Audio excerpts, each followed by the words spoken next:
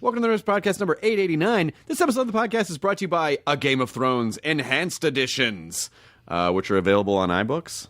And they're amazing. I have read Game of Thrones, and I read it like a couple years ago, so I have a real book, and I constantly was having to take out my phone or go to my computer and look up, who is this person? Why are they important? How do they connect? Yeah. What family are they in? Or what's their happening? sigil? Like, who are these people? And so, like, at the beginning of every chapter, it shows you a map of where the character is. It gives you a little, like, reminder of what's happening, where they were last time we saw them. And then, like, if someone's name pops up, it'll be bold and you can click on it. It'll say, this person is so-and-so, and it describes who they are, how you know them. You get these little footnotes, and it will remind you of, like, why whatever is happening is important, or why it's happening, or rumors that might prelude to what's going to happen and stuff like that. It's so convenient. That's excellent. So it's an enhanced book, basically, which is available exclusively on iBooks. So if you go to apple.co/Game of Thrones, you can check that out. Whether or not you've read Game of Thrones, or even if you have, and you just want a more interactive, informational experience, so you don't feel your brain trying to twist itself in half. And the maps are beautiful, and then they have really great artwork, too. Excellent. Yeah. So thank you to George R.R. Martin for making Game of Thrones. Thank you to George R.R. Martin also for the Game of Thrones Enhanced Editions, making Game of Thrones easier for the audience. There it is. It's available at apple.co/Game of Thrones. Not available in all countries. That's something I should say. So hopefully it is available in your country. What is on the Nerdist community corkboard? I got a couple of cool things. Is this events at nerdist.com? Yes, or on the Reddit. Subreddit. Yeah, Nerdist subreddit. So Cassidy writes, I'm an intern with the Einstein Project, which is a nonprofit based out of Green Bay, Wisconsin. They work with schools and educators throughout Wisconsin to provide quality interactive STEM education for students. And they are partnering with the Greater Green Bay STEM Network to host an event August 10th through 11th, noon to noon. It's a 24-hour event. It's called 24-Hour Tech Tank at Initiative 1 in downtown Green Bay. They're going to have developers, marketers, designers, other tech professionals all in the same room to develop a website and app for the Greater Green Bay STEM Network. There's going to be food, door prizes, activities, and it sounds like it's going to be a lot of fun. If you want to find out more info about attending, or if you want to volunteer to help out, which she mentioned they need volunteers, you can search Greater Green Bay STEM Network on Facebook to find out more info. And then also Dan Linterson writes, I'm a painter whose work you may have seen at Gallery 1988, which I go to, Think Space Gallery, or various other venues around the country. My paintings take a darkly funny view of contemporary society, often influenced by pop culture. You can see them here at danlinderson.com. And he's going to have a solo exhibition of new paintings opening next month at Jack Fisher Gallery in San Francisco. The show will be open from August 5th to September 30th, and there's going to be a reception on August 5th. So check it out at Jack Fisher Gallery in San Francisco. Excellent. Thank you so much for the Nerdist Community Corkboard from folks like you. This episode is Al Gore, who Al has... Al. Are we on a first-name basis now, really? Mr. Gore has... I'll say Al. Al's promoting An Inconvenient Sequel, Truth to Power, which is in theaters in L.A. and New York now, opening wide Friday, August 4th. Tickets and info can be found at inconvenientsequel.com. I saw it. It's great. Now, this was... we've never really had on... I don't think we've had a politician on before. Not. I think this is the first. Yeah, and so for me, rather than getting into the nuts and bolts of like, let's bash one side of politics and not another side, and I was so interested to hear about the process of how government works. Yeah, and how it's changed. And how it's changed, and sort of trying to unpack sort of the human side. I mean, like, government is... I think some people look at government and they go, well, it's just this sort of like faceless body that, makes decisions based on however it makes decisions. And I think it's made up of humans. And I'm interested to hear how these humans interact and how they react and how do they, So we actually talked a lot about that stuff. So he was really nice and really so cool. and really engaging, cool. and it was a fun podcast. Yeah, he was funny. Sometimes I get nervous because I think, if people... to have different types of people on the show, you sort of get in your comfort zone. You're like, no, I know how to talk to actors. I know how to talk to comedians. I can talk to directors. I can talk to musicians. But it was it was fun for me to sort of step outside a little bit and have a different kind of a conversation. And that's all these are, just conversations. Yeah. It's like, what's human about this person and how do they interact? And so it was interesting to do it. We did it at the Four Seasons where his press junket was happening, and you could see downtown Los Angeles, and there was just like this plume of gunk just like hovering, that just cuts out the middle of the buildings. Terrible smog haze all the time. I know. But then, like I said in the podcast, like I complain about that, and I'm 100% part of the problem. I don't have an electric car. My house is not solar powered. I mean, I am part of the problem. So some of it was, what can I do as a citizen who doesn't, who says like, I want change. Well, I need to be a part of that change. I can't just complain and shake my fists. Like if I'm gonna bitch about stuff, I need to. What can people like me do if we're interested? And he talks about that here, and he talks about that in the movie. But it's also just about finding information. Like no matter what you believe or no matter what you think you believe, just make sure that you're sourcing information. Just like seek out information. Yeah. Don't just read headlines. Yes. That's what I say. Yes. So this episode's Al Gore. Also, Stamps.com sponsoring the Nerdist podcast. They've been really sponsoring us for forever. They've been such a great supporter of this podcast. They really are. And so that is why we are loyal about telling you to not go to the post office anymore. You don't need to do it. Buy and print official U.S. postage for any letter, any package, any class of mail using your own computer and printer.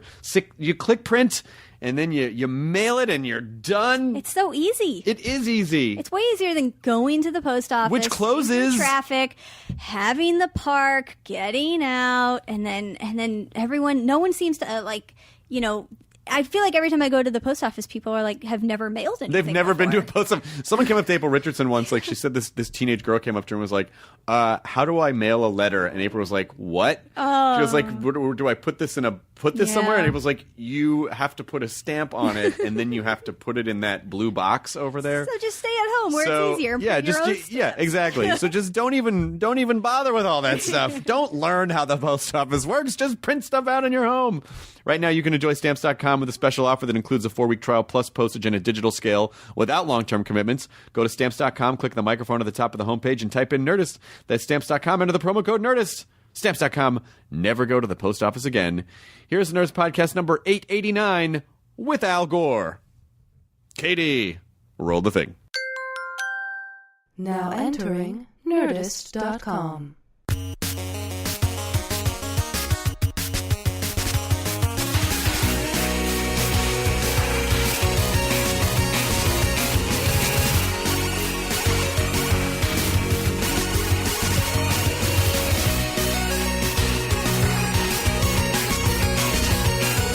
So this, I know you're doing a million of things today, but this is basically just a very sort of loose, casual conversation. I know what the Nerdist is. Okay, all right, okay. I didn't know. I wasn't sure. I did. Just because I'm old with it? I assume you're busy, like trying to fix the climate and stuff, so I didn't know. How can you do that without being a Nerdist? So that'll be your microphone right there.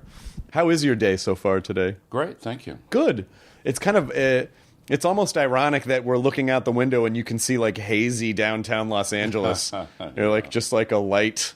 How is Los Angeles in terms of pollution index? Are we in the top 10 or the top? We have to be at least in the top 20. Well, Los Angeles has unique challenges and has historically, and Los Angeles actually has come a long way. Recently, there was a reversion on some of the levels, but California's a global leader now. And just last week, Jerry Brown passed this historic legislation.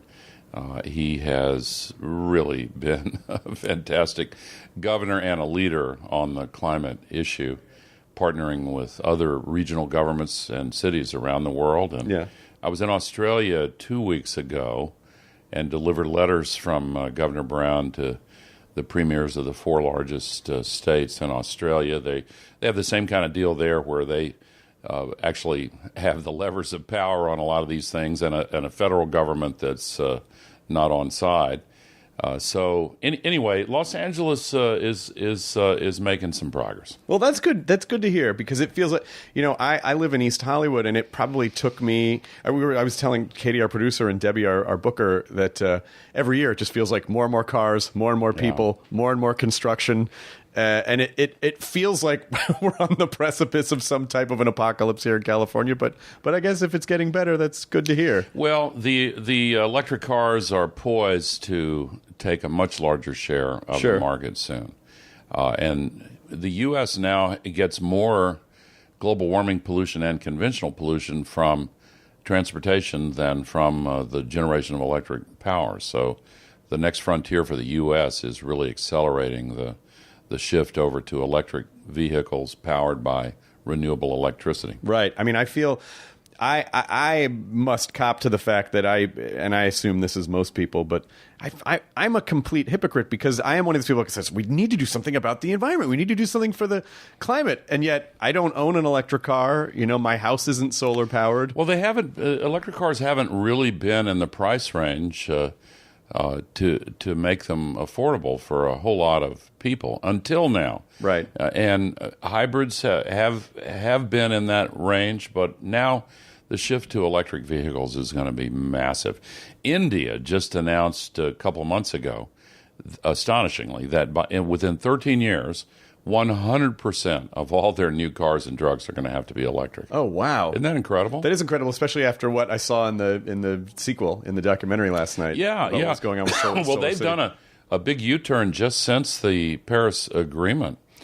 They're shutting hundreds of coal-burning plants and massively expanding solar. Volvo, by the way, just announced it's going to stop making internal combustion engine-based vehicles by the 2019 model year, which is basically the end of next year. So every major manufacturer in the world, auto manufacturer, is introducing electric vehicles. And the new Tesla Model 3, I guess it is the consumer affordable model is coming out imminently. So there are answers to the dilemma you've been facing. And where solar panels are concerned, there are now companies in California who will make you the following deal. They'll say, we will put solar panels all over your roof tomorrow, and the next day your bills will drop 20% for electricity. How much will it cost you? Nothing. Really? Yeah. That's a pretty good deal. What's incentivizing these companies to do that? They make the savings are large enough that they can make a profit even as your bills go down. Oh, wow. Now, part of it is because of the incentives. Sure. But it's worth remembering that the subsidies for fossil fuels are 40 times larger than the subsidies for renewables.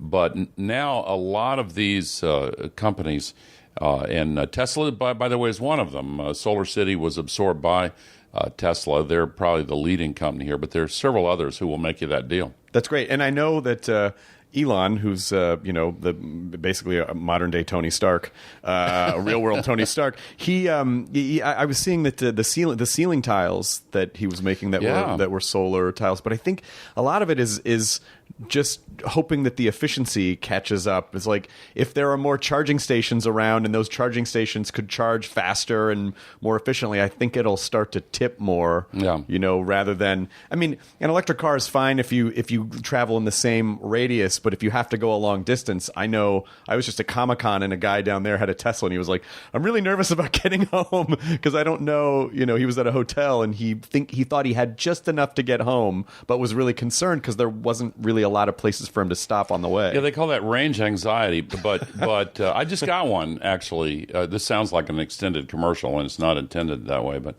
but I just got one last month, and they will tell you right on the dash where the recharging stations are, how long it'll take to recharge, and you can plan out your trip. There's basically nowhere you can't go and make it. Okay. So anyway. I want to first of all, we have to get the Tennessee part of this into the conversation because I'm from Memphis. Oh yeah, that's right. They told me that. Yeah, I grew up in Memphis. I moved there when I was my parents moved there when I was in third grade, And then I moved away. My mom and I moved away in high school. My dad, lived in Memphis until he passed away. But Tennessee is such a lovely state. Are you Nashville based? Yeah. You are Nashville based. Yeah, and my farm is 50 miles east of Nashville. Oh, that's good. Nashville is such a great town. Oh my! Thank you very much. It's a hot city. I'm telling you, it's really it's getting a lot of good ink these days, and deservedly so. Well, it's you have a university there, and wherever there's a big state university, you have a lot of culture. You had the music culture that was already there. Yeah, and the food and the people. Yeah, it's a foodie city, and actually a lot of universities. It was named 100 years ago the Athens of the South because of all the universities there. Vanderbilt is sort of the star of that group, but there are a bunch of others as well. And the culture is incredible. It's the songwriting capital of the world, and one of the three biggest music recording cities in the world. New York and L.A. Being the other two, and the number of artists and also actors who have moved to Nashville. Really, it's an amazing scene there now, and I'm this is against my interest because most of us who live there are not really wanting to encourage faster growth, but it's a great city, really it is. Is that why there's a Parthenon there? Why is there a Parthenon in the middle of absolutely. And I remember decades ago when they installed the pagan statue of Minerva in the Parthenon. Some of the fundamentalist preachers were pretty upset. Most of them were fine with it because they understood the whole thing, but a few of them really got upset. But the Parthenon is really cool. Absolutely. It is really cool. I mean, you're just driving around and it's like, there's like a Starbucks right there, and you look across the street from the Starbucks and there's just a Parthenon in the middle of a park. But it's just such a lovely city for culture, and Tennessee is... I have nothing but good feelings about the state of Tennessee. Do you you must travel nonstop with what you're doing. I travel probably a little too much because I give my slideshow all around the country, all around the world, and I spend a lot of time training climate activists, and that leads me to travel more than I should. Yeah, right. I want to ask about, because I don't want to talk about politics per se, but I'm interested in sort of the human side of politics, because I think when we see, what we see in the news, what we see in the headlines, or we see, just footage of people in Congress sort of, wagging fingers at each other, I think we think of it as very one-dimensional in terms of this, I agree with this person, so that person is good and that person is bad. Yeah. But obviously there's a human element to it. Yeah. So first of all, what made you want to go into politics? Because to me, it just feels like it's so messy, and how can you ever uncover what's true, and how can you retain what you believe in while compromising with other people? It just feels like such a disastrous mess. Well, first of all, my story is a little atypical in that I was born into your father, yes, family. My dad had been in the Congress for 10 years before I was born, and left the Senate, was defeated in his last election because he was an early opponent of the Vietnam War in the volunteer state, which is Tennessee's nickname. I was very proud of him. But I saw it all my life, and then in the mid-'70s, I was elected to the House. And I've watched it from different points of view all my life. And in answer to your question, I'll tell you a couple of stories. I wanted to do what my dad did when I was a kid, but when I saw the presidency of Lyndon Johnson and the Vietnam War based on a lie with the Tonkin Gulf resolution, and then Nixon followed that, and I just thought, man, that's the last thing I'll ever do. And I went to Vietnam. I came back, and I worked as a journalist for 5 years, and thought that's what I would be for the rest of my life. But I started covering government, and it kind of reawakened some of those young childhood thoughts. I began to think that maybe I could do this a little bit better than some of the people I'm covering. And anyway, I jumped into a race for Congress. And the main point I want to make is that when I started doing these town hall meetings, I called them open meetings, and then went back to the Capitol in D.C., honest to goodness, it was so thrilling. This sounds a little corny, but I could almost hear the Battle Hymn of the Republic being hummed in the background. I mean, I promise you, it was really an amazing experience, and I loved it. And our founders designed a system that takes into account all those contradictions that you referred to in setting up your question. They knew these tensions would exist, and it's not a problem to be solved. It's a dilemma to be managed. And if you have really strong feelings about something and the majority of your constituents disagree, you have a chance to explain yourself and collect information from them, take it back to D.C., then go back and tell them what's going on in the in the committee meetings and on the floor of the Congress. And I did that, and it was, as I said, thrilling. Later on, when television became dominant and the 30-second TV ads caused all the candidates to spend all their money, all their time begging rich people and special interests for money, it really did begin to change. So the way those natural and healthy tensions are reconciled today is very different. And it's not good. Our democracy has been hacked. And I don't mean by the Russians, that happened too, but hacked by big money before Putin got a hold of the system. And now they will invite lobbyists to actually write the bills and let them really make the essential decisions on governing, which is disgusting, and it's a betrayal of what our founders intended.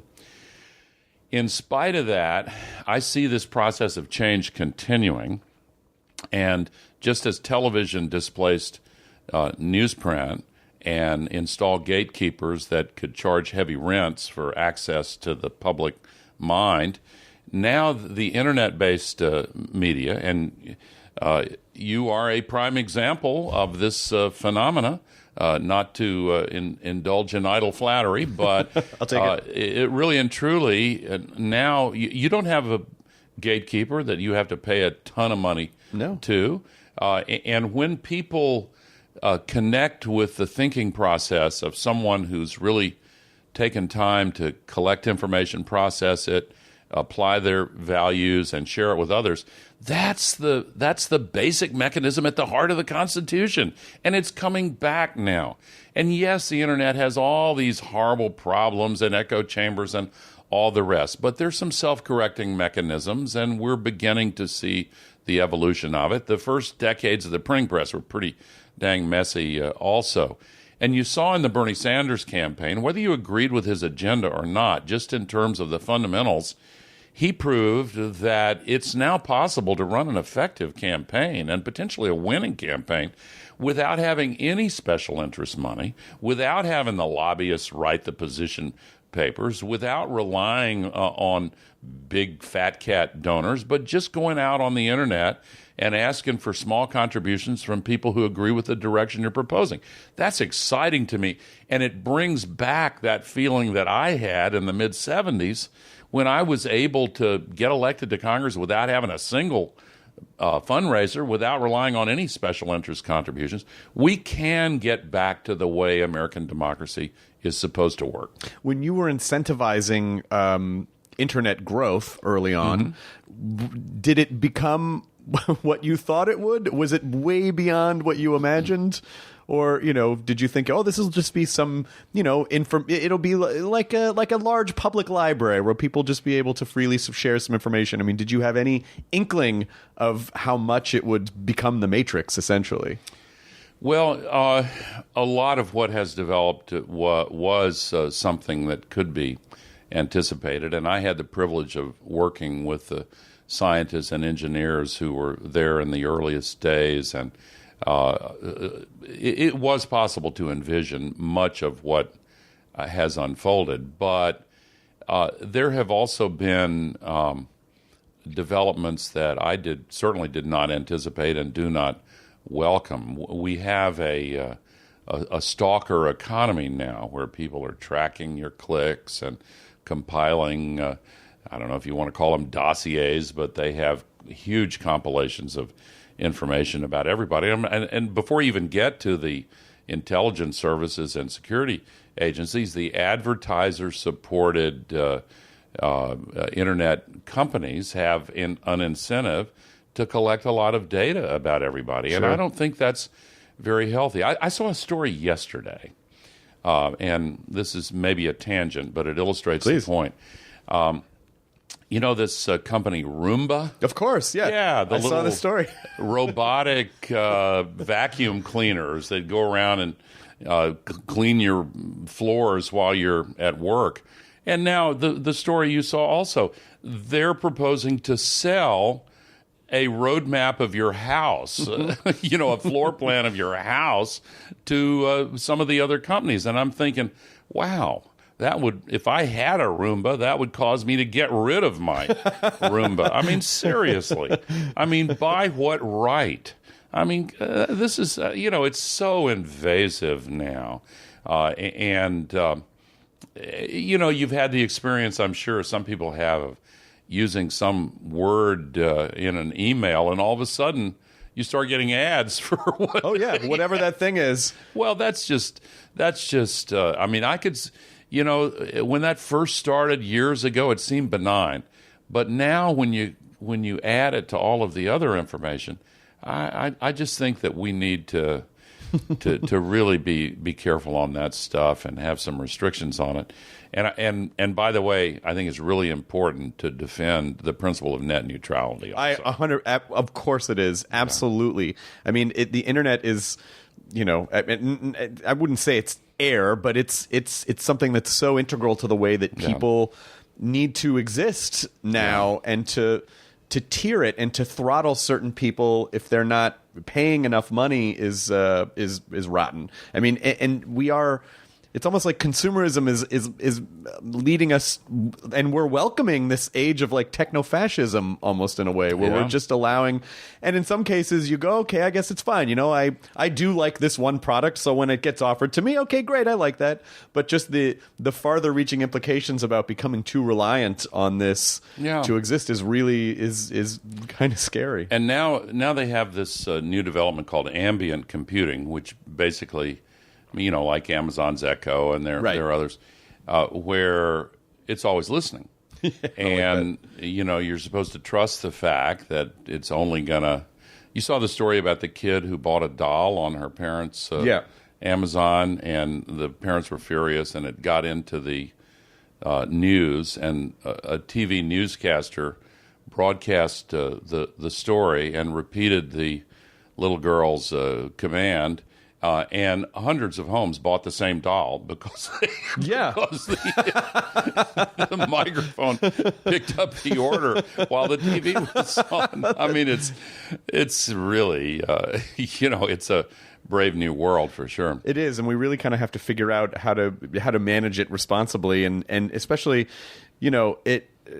because I mean, I like that our culture has become a niche culture in the sense that the internet has really created a lot of communities that were very difficult to find in a pre-internet era. Everyone can find a community now, but of course the downside to that is that the people are less willing to form larger, communities for sort of a greater good. And it's like, no, I have my tiny little community over here. I don't care what's going on over there. By the way, assuming, since your audience has grown so much, that there are a lot of homes with these ambient microphones, I'd just like to say, Alexa, go to inconvenientsequel.com. Nicely done. And buy advance tickets to An Inconvenient Sequel, Truth to Power, which opens in Los Angeles and New York City on Friday, July 28th, and in cities all across America, August 4th.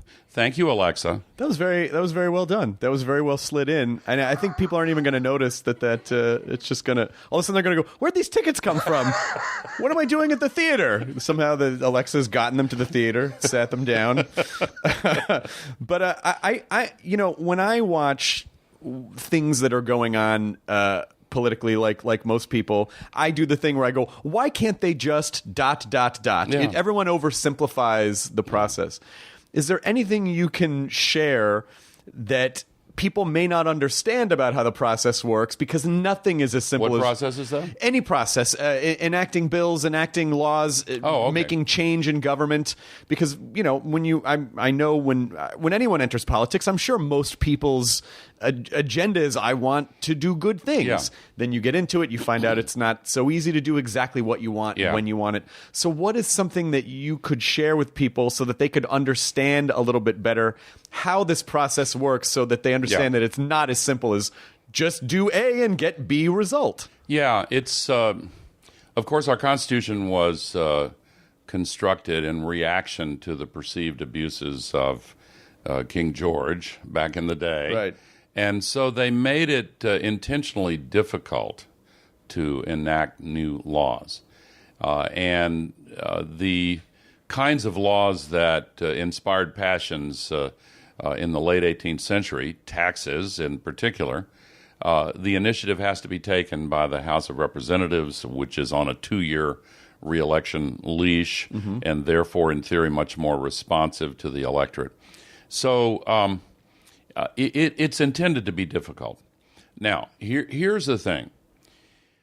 You, as a citizen, have a member of the House of Representatives who is responsive to you. You have 2 senators, whatever state you live in. You have a president that is the only one that represents the whole country. And let's just keep it at the federal level, but the same essential dynamics operate for state government and for local government, city government, county government, etc. Just at the federal level.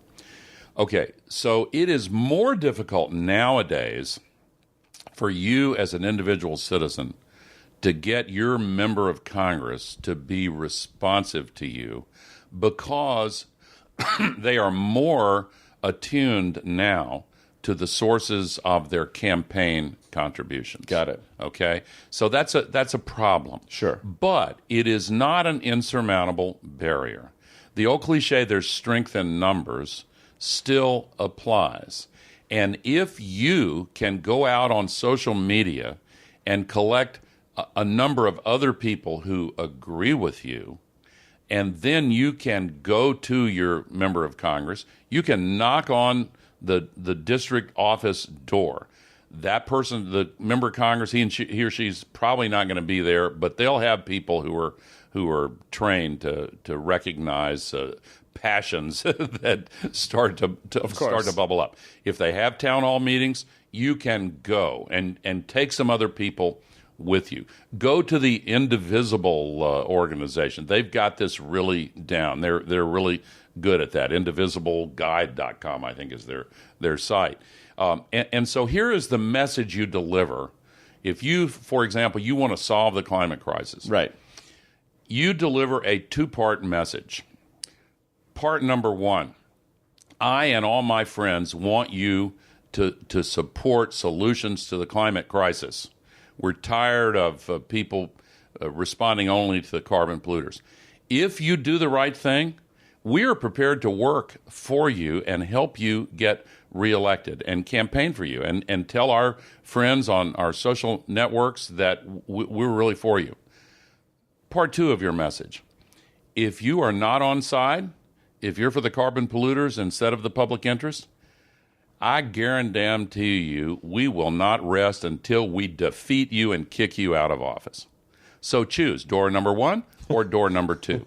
Now, if enough people deliver that message with passion and conviction and back it up with their physical presence at a town hall meeting or at a district office and handmade signs and really convince that person that you are deadly serious about this, you can clear the bar that makes them think, maybe I can't go with the carbon polluters on this one. Maybe I'm going to get defeated if I do. It works. I've seen it work. Well, that's good to hear, because I think that most people today are a part of hashtag activism, where they just feel like, oh, I tweeted out a thing, I was angry in a moment, and I tweeted out a thing, and that was my political activism. No, it doesn't work that way. It doesn't work that way. You got that idea of, showing up in real life is really, I think most people don't do that. Yeah. There was a famous phrase, weak ties, that describes the phenomena you're talking about. If you just check a box on the internet, if you just click, it's not meaningless. It makes some difference, but not much of a difference. If, on the other hand, you actually show up in person, that does make a difference. And, it's interesting that so many businesses now use this phrase clicks and bricks, where they will use the internet to distribute information and get people into a store or get people to a physical location, but then they're prepared for them when they show up in person. That hybrid of clicks and bricks works in politics as well. You can use, as Indivisible does, as the Climate Reality Project does, you can use the internet to inform people, to tell them where the meetups are, where the meeting is, but there's something about face-to-face interaction where groups get together, make decisions collectively, and then take action together. That's the king in politics. That's the dominant force in politics. The internet, the networks and social media can empower that and magnify it, but it has to involve a physical presence. There's an old African saying, when you pray, move your feet. When you want something to happen in our country, fine to click, but follow it up by moving your feet and going with your physical body and putting it on the line, saying, okay, I'm here, I'm serious, I mean it. How a politician must have to develop such a thick skin to be a politician, because almost every time you open your mouth, a percentage of people are going to go, yay, and a percentage of the people are going to call you horrible names. Yeah. And so, and especially now with social media, that's much more apparent than it was. Even when you were vice president, Yep. you see more. So, I mean, how do you, and I guess this is just good advice for anyone, but how do you stay on point, take your emotion out of it, and try not to personalize, and just recognize, like, well, everyone's passionate, so maybe that's just the way they express that passion in a very negative and broken way. How do you get around that? Yeah, well, it's worth remembering that it's a time-honored truth that when someone or a group or some company hates a particular message, they are tempted to lash out and attack the messenger. And so I don't take it personally. I've been trying to catalyze solutions to the climate crisis for 40 years now. And I've seen it. I've been there. I've experienced it. And yeah, you do get a thick skin just because it's human nature. When you go through this kind of thing, you kind of develop an immunity of sorts. And when it does get to you, you can easily pretend that it doesn't. But that's it, basically. Well, yeah. I mean, if you believe in what you're doing, I mean, the whole thing is about authentic passion for what you believe in. And all of us have the ability to feel what's more likely to be true than not. And if you take time to gather the best available evidence and engage in discourse with others to sort of refine your thinking about it, knowledge is power. And then you're willing to really put yourself out there and express it passionately and forcefully, then you can really make a difference. Yeah, but to even survive a presidential campaign, to me, seems, I don't even know how because people, especially just pulling out everything and trying to spin everything as negatively against opponents as possible. And I'm sure there are things that come out and you go, well, hey, I really wish I had time to explain this did not happen that way, or this is not, you're lacking a context and that's a headline. But I guess you really have to figure out how to somehow just push all that out of the way. Yeah, and again, to put it in context, it's often illuminating to go back and read about the presidential election of 1800 or some of the earliest political contests when America was young. Boy, some of the personal attacks and some of the outrageous campaigns against individuals back then exceed anything in today's politics. And, there were people shot on the floor of the Congress, right, beaten senseless with canes. And,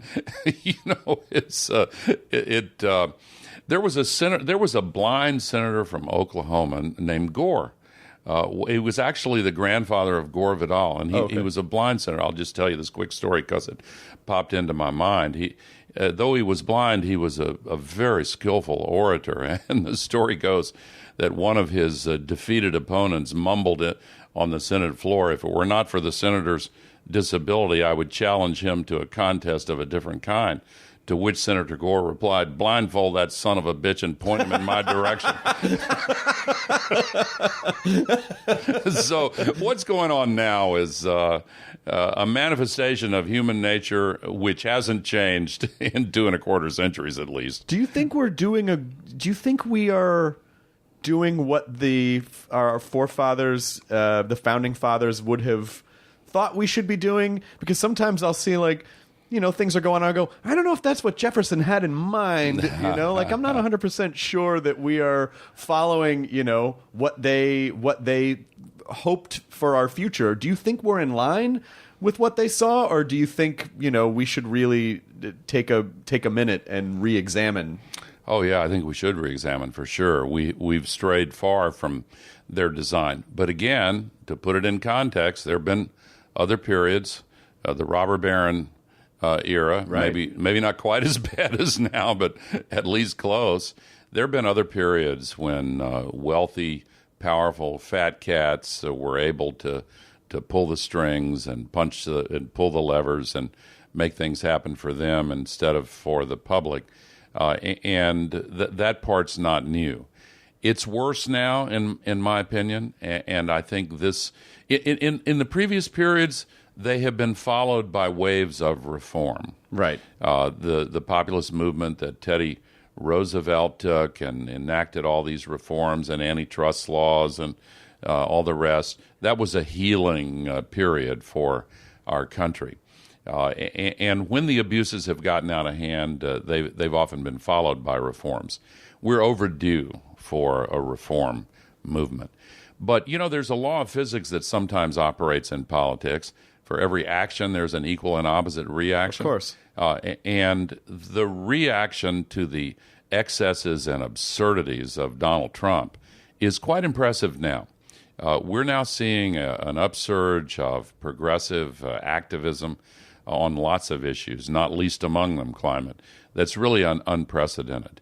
The Indivisible movement I mentioned earlier is working with the Climate Reality Project and Paramount and participant with the release of this movie this weekend and over the next few weeks to mobilize people who have really had it up to here with what Donald Trump and his rogue gallery of climate deniers are doing. And I'm optimistic that this may be the beginning of one of those reform periods. And so, just for people who maybe don't understand the full scope of everything that's going on, so removing ourselves from the Paris Agreement, which is a large arc. I mean, it actually doesn't come in till the end, but a large arc of the sequel is about the Paris Agreement in 2016. So, what does this mean that America is not doing anything to reduce carbon emissions, or is it now on each citizen to do their part to pick up where the government's not putting money into that anymore? Well, it's everybody can make a difference for sure, and you start by learning about it. I hope people will go see this movie because it will tell them what they need to know about the crisis, about the solutions, and about what they can do individually. There is a book being published tomorrow with the same title, An Inconvenient Sequel, Truth to Power. It is partly a guidebook for how you can be an activist, but it also, again, tells you everything you need to know about the problem and everything you need to know about the solutions. But it's not only down to individuals, because we have a lot of governors and mayors and business leaders who are stepping up, filling the gap. They have said in large numbers, we are still in the Paris Agreement. We're going to meet the commitments made by former President Obama, regardless of what Donald Trump does. California, I mentioned, just passed this historic legislation last week. Jerry Brown came from Sacramento for the red carpet premiere Tuesday night of the movie here in L.A. He's been a real hero. And it's not only Democrats. He had 8 Republican members of the California legislature support that legislation, some from very conservative districts. There is now a Noah's Ark caucus in Congress with reference to the biblical deluge, but also with reference to the fact that they come by twos. You can only join with one Democrat and one Republican. So lots of Republicans are now switching on this. And in the movie, there's the inspiring story of the city of Georgetown, Texas. I wanted to mention that. I'm so glad you brought that up. Yeah, Mayor Dale Ross is a conservative, Republican, Trump-supporting mayor of the reddest city in the reddest county in Texas. He also happens to be a CPA, and he did the numbers and found that the citizens of his city could save a lot of money on their energy bills if he switched over to 100% renewable electricity, and they've done it now. And the bills are going down, the air is cleaner, and a side benefit is we can save the future of humanity. I love that part of the movie because, you know, so much now I think everyone feels like they have to be 100% into something, and if someone else isn't, they're enemies. Yeah. People aren't talking. I'm not someone who believes that every Republican is a monster and every Democrat is awesome. I think there's jerks on both sides, and I think there's nice people on both sides. Yeah, but at for the sure. core of it, we're all human, and to see you go down to Texas and talk, have a very civil conversation with someone who is politically opposed to many of the things that you believe in. Definitely didn't vote for you. And just say, hey, you know what? We don't agree on a lot of things, but we do agree on this thing. We're going to be civil to each other. We're going to have a conversation. We're going to work it out. That, I think, was one of the most inspiring parts of that movie, particularly with how people deal with each other today. So how is it meeting in real life again, like you said before? Or how can we get rid of this idea that someone who doesn't fully agree with us across all platforms is our enemy, and we can actually understand each other as human beings? Yeah, well, we've got 2 big changes going for us in the effort to create this new political reality that you're hoping for. It is beginning to happen. There are a lot of Republican mayors and governors, by the way, who are waking to the reality of the climate crisis and the availability of the solutions. The first big change in the decade since the first movie is that the climate-related extreme weather events are way more common and way more serious. Today, there are more than 100 fires burning in the American West. Today, there are deluges happening. The U.S. has had, in the last 7 years, 11 so-called once-in-a-thousand-year events. Every night on the TV news is like a nature hike through the book of Revelation. And even if the mainstream media does not connect the dots, people are connecting the dots. Farmers, ranchers, fishermen, others who work outdoors are saying to their neighbors, they may not use the phrase global warming, but they're saying, hey, this weather is getting to be a very serious problem. And it is. And I won't go into all the details, but that's waking people up. So that's in our favor, unfortunately. The second big change is that the solutions really are here now. The fact that the electricity produced by solar and wind is following a pattern that we saw with computer chips and with mobile phones and flat-screen TVs is amazing. And when the production scales up, the cost comes down even faster. There are contracts being signed now for electricity from solar at rates less than half what you can get from electricity generated by burning fossil fuels on an unsubsidized basis. So, and it's continuing to come down. Batteries are now beginning to come down in cost very rapidly now, too. Adding batteries to solar is a game changer. The whole energy system of the entire world is changing. And to put it in a broader context still, We are now in the early stages of a global sustainability revolution, which has the magnitude of the Industrial Revolution, but the speed of the digital revolution. And it's empowered by the new digital tools we have, not least the Internet of Things, which are giving people the ability to manage molecules and atoms in the same way that bits of information can be managed. New material sciences, new designs. This is really transforming the world, decoupling GDP from energy use and emissions, and it's a very hopeful sign. So now we're still not solving this crisis fast enough. More damage is being done every day. We'll put another 110 million tons into the sky today as if it's an open sewer. The cumulative amount of man-made global warming pollution now traps as much extra heat energy every day as would be released by 400,000 Hiroshima-class atomic bombs exploding every 24 hours. 90% of it's going into the oceans, the heat energy, and so that is disrupting the water cycle. So we're getting these rain bombs punctuated by periods where droughts occur quickly and go deeper and for longer. We're seeing the timing of rainfall change so that farmers have their planting and harvesting disrupted in many areas. The heat stress. Last year was the hottest year ever measured. Second hottest the year before that. Third hottest the year before that. I mean, it's pretty clear. Jimmy Kimmel said recently, the way you know global warming is real is if the hottest year ever is the year you're currently in. And we've all been living through that. And now that we do have the solutions, now that they are more affordable every day, the missing element is sufficient political will. But political will is a renewable resource, and we are now in the process of renewing it. And this climate movement is in the tradition of other great morally based movements that have improved the lot of humanity. The abolition movement, the women's suffrage movement, the civil rights movement, anti-apartheid in South Africa, most recently the gay rights movement. If somebody had told me 5 years ago that in the year 2017 gay marriage will be legal in all 50 states, and will be accepted, honored, and celebrated by 2/3 of the American people, I would have said, I sure hope so, but what are you smoking? That just doesn't seem very realistic to me. But it happened. As Nelson Mandela once said, it's always impossible until it's done. The climate movement is right at that tipping point now. What we need is for your listeners, just to personalize it, to make this a priority, communicate that priority to others, develop a conviction and a passion to desire this change, and then use your voice.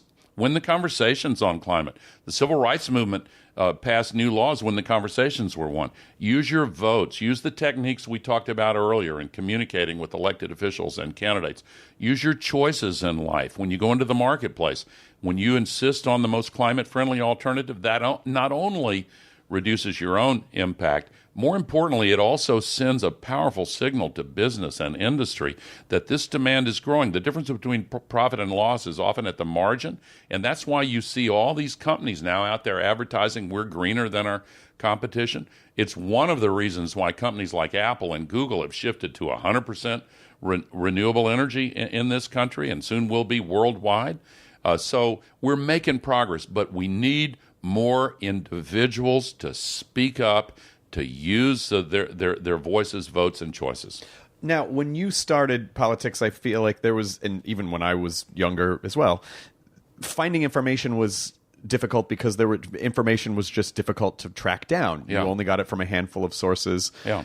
Now we have the opposite problem where information is ubiquitous, but tracking down the truth is what's very difficult. Yeah. So whether or not people agree with some or any of what you're saying, how can you inspire them to just seek the truth? How do you find the truth in a world where there's so many stratified layers of crap to sift through, and most people, won't put in the energy to look past a headline. They see a headline, they go, this is confirmation bias. I already believe that, so that's probably true. Yeah. So how do you get them to find, what's real. If someone says, well, I don't know about this climate change thing, I'm going to do some research. How do you sift through all the crap to get to I think that's one of the biggest challenges we have as a culture right now, is finding what's real anymore. Yeah, I think that's true, but there's some trusted sources out there.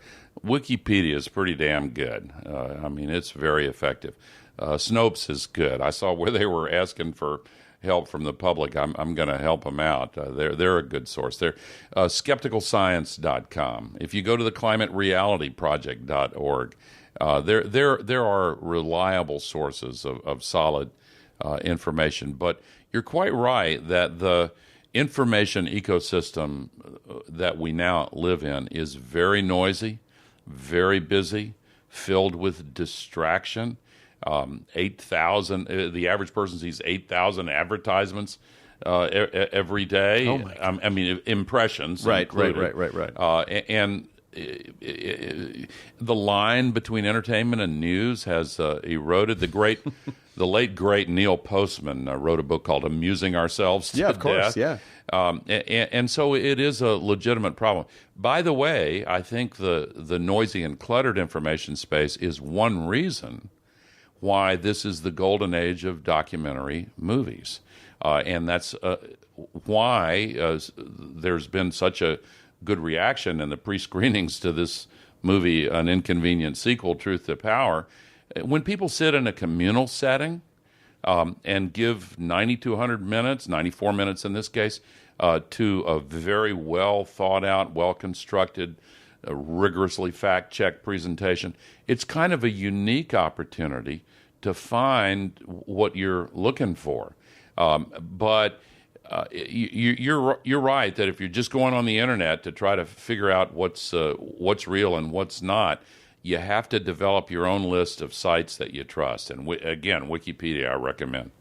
I have this idea that politics is maybe hopefully like the West Wing in a sense, where you can be on the House of Cards. Well, I just mean in the sense that you can be on the you could be on in the House arguing with someone. I don't believe this, and what you're saying is full of crap, and But then afterwards, you all go to the same bar. You're like, hey, is that pretty good out there? Hey, I'm doing my thing. Is how much theatrics is involved, and how how do you have access to actually just have real conversations? Because there's a scene in the movie where this senator is asking you a question, and then you start to respond, and he cuts you off. And you're like, "Hey, I just was trying to answer the question you just said." Yeah. I mean, is there any room for real conversation? I really want to understand, what the human elements of this type of interaction is. Yeah, most of my friends who are still in the House and Senate grieve the loss of some of that camaraderie that was more prevalent in the past. Maybe it's coming back. I don't see it yet. But when I was in the House of Representatives, there was genuine camaraderie. And we had friendships across the aisle that were genuine and real. We had a basketball caucus. Bipartisan, and I don't know if it's safe to tell this story yet, but we would have a game almost every day when the Congress was in session, and we would leave one Democrat and one Republican member of our basketball group on the floor to object to votes until the game was over, and then we'd shower quickly and get the little trolley back to just in time to vote, but. One of the benefits of that kind of camaraderie was there were many times when I and other members of that group had legislation, and I'd go to one of my buddies that I was playing basketball with and say, "Hey, look, you think you could help me out?"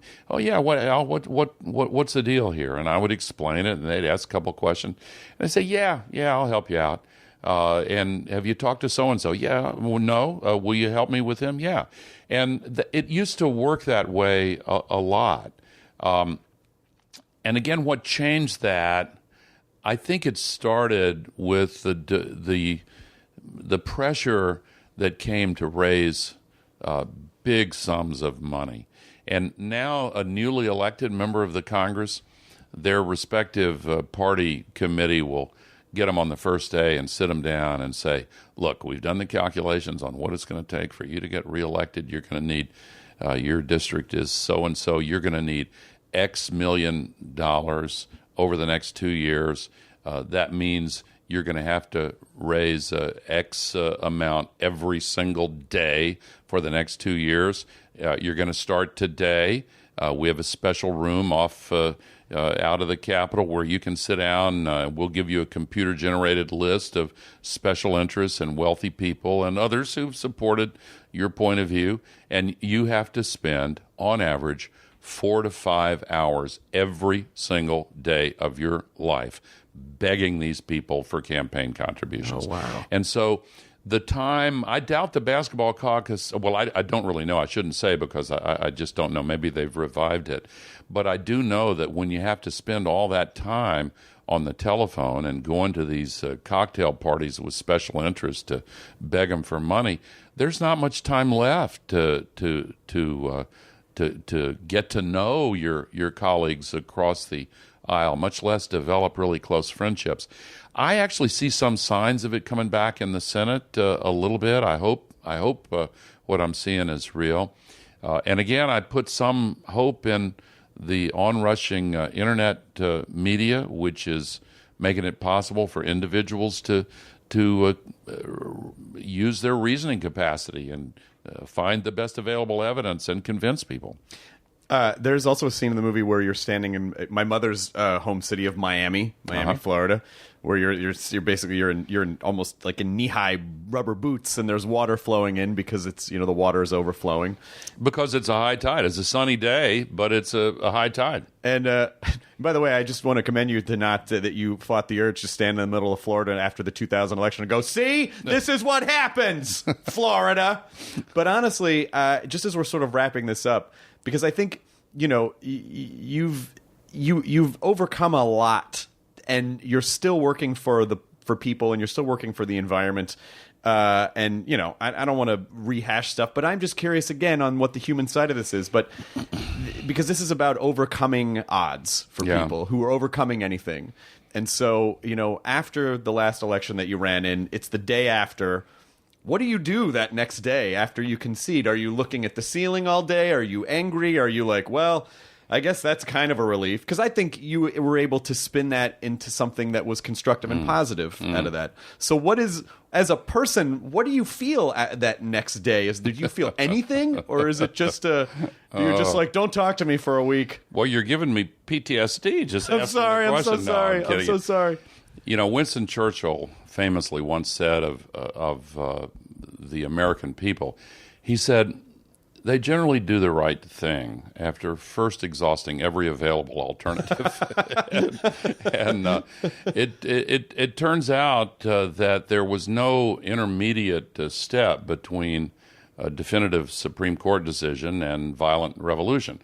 And having discarded the latter option, I decided to do the right thing. I exhausted every available alternative.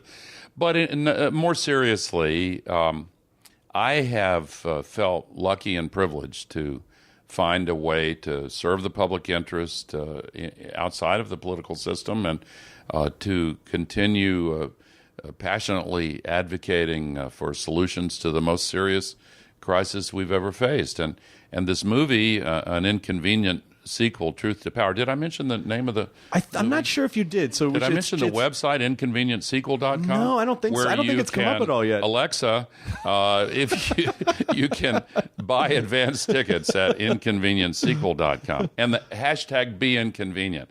I think I've got all the plugs I intended to get in. But seriously, I have really found a source of joy in pouring all my energy into this cause. And it gives me energy back in return. So I've put a lot into this movie. The directors, Bonnie Cohen and John Schenk, have, in my biased view, done a fantastic job, and I hope everybody will see it. What is a piece of advice, as we're wrapping this up, that you can give to people who feel like, I was on one path and there was a roadblock? but I'm not going to give up. Like, how do you know, like, what keeps you going, and what advice would you give to people to stay focused, be true to who they are, you know, find what it is that they want to do when roadblock after roadblock might come up? How do you push through? Well, just never give up. Just keep pushing, and remember that all of these great causes have eventually won out. There is a great line of poetry from Wallace Stevens that I actually cite in the movie. He said, "After the final no comes a yes, and on that yes, the future world depends." We have seen that phenomenon happen over and over again in human history. When the odds have seemed impossible, people who care passionately and who are basing their arguments on the best available evidence and truth as they feel it deeply do have the ability to eventually overcome the distractions and the false arguments that are always thrown up. If it's worthwhile, you can win. Just keep going.